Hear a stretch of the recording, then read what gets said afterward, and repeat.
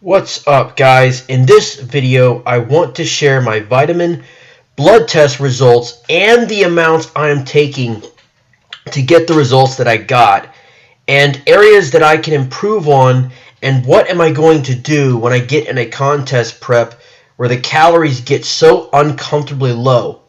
Now, to make this simple, I will start at the top with the vitamin B12 and work my way down on the major areas of this test.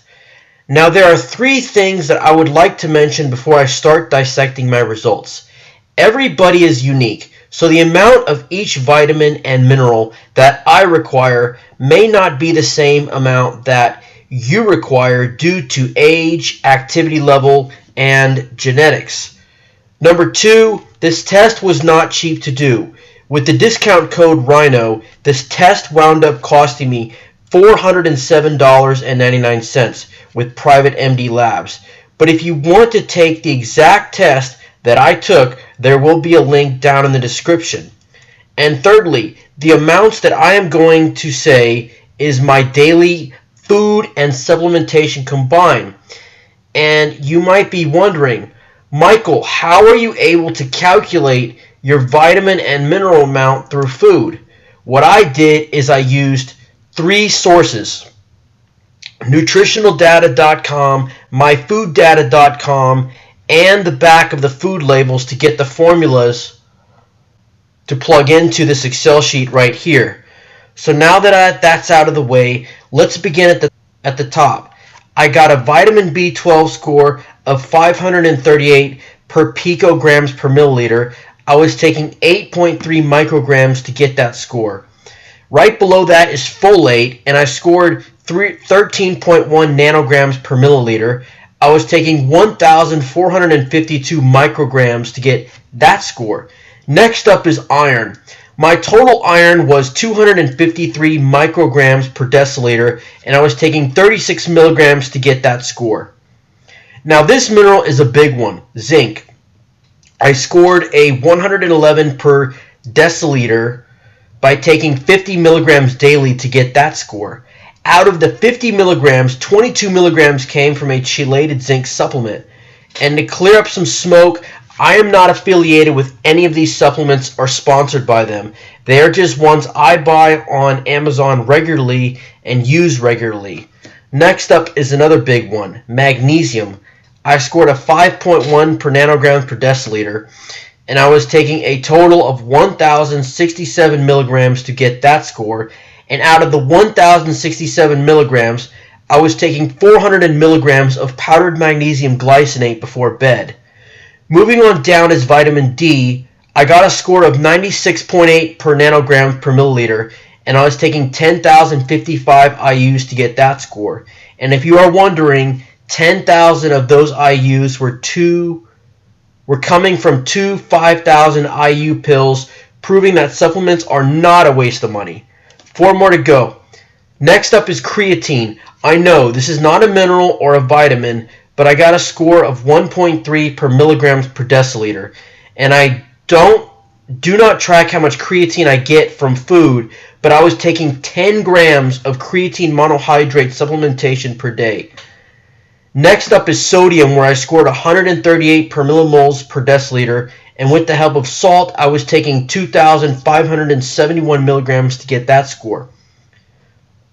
Next up is potassium, where I scored a 4.4 millimoles per deciliter, and I was taking 6,795 milligrams to get that score.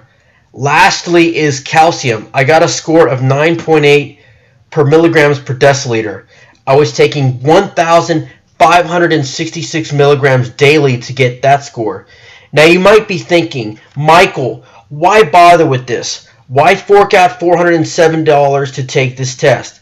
Well, I wanted to see where my mineral and vitamin levels were actually at with what I was currently taking, to see if I was taking too much of something or not enough of something. And I also feel that as a bodybuilder, if you're not taking the right amount of minerals and vitamins, you will not be in an optimal muscle building state.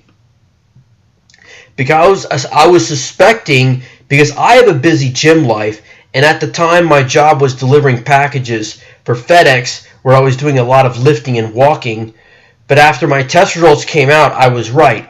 If you look on Google, the recommended amount of zinc, magnesium, and vitamin D are 11 milligrams, 420 milligrams, and 800 IUs. I am taking 50 milligrams of zinc, 1,067 milligrams of magnesium, and 10,055 IUs of vitamin D. Clearly more than the recommended amount. Now, how can I improve in areas where I am weak in? Starting at the top, my vitamin B12 is at a good level, but not at a great level. So my strategy is going to be to eat more oysters. Moving on down is iron. My iron is where I am struggling the most at. I mean, I barely even make it to a normal range. So my strategy once again is to eat more oysters and maybe more red meat and just maybe a supplement to go with it. Next up is magnesium. I scored a 5.1, which is pretty good, but I would like to have it in the 6s because magnesium is such an important mineral that has so many functions. So my strategy is, instead of taking 400 milligrams of magnesium glycinate before bed, is to take 600 milligrams of magnesium glycinate before bed. Lastly, will I include other supplements into my routine when I get into a contest prep? This is something I want to consider because if you have ever tried to get into contest shape, you know that the calories have to get lower and lower to be stage lean. And if you are relying on your food to get the proper vitamin and minerals, this can pose a problem. Right now, I do not plan on adding anything that I am not currently taking, but that is always subject to change. My diet, training, and supplementation are constantly evolving as I learn more and experience more. And as far as my total supplement routine, that is for another video. Well guys, that is all I have to say. I hope you guys got something out of this video, and I can't wait to see you guys in the next one. Bye bye.